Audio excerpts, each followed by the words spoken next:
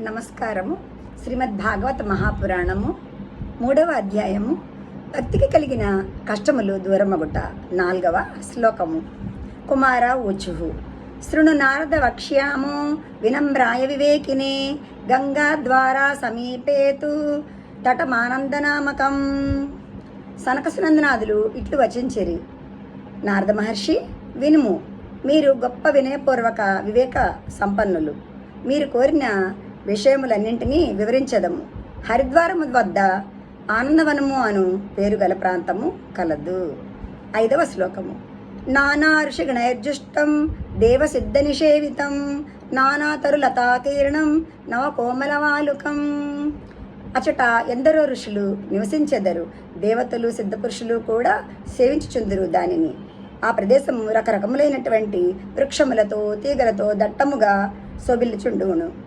అక్కడ మీది మిక్కిలి మృదువైన ఇసుక తిన్నెలు ఇప్పుడెప్పుడే పరిచినట్లుగా ఉండును. 6వ శ్లోకము. రమ్యమేకాంత దేశస్థం హేమ పద్మసు సౌరభం యత్సమీపస్థ జీవానాం వైరం చేతసిన స్థితం. ఆ ప్రాంతము ఎంతయో సుందరమైనది. అది ఏకాంత ప్రదేశము.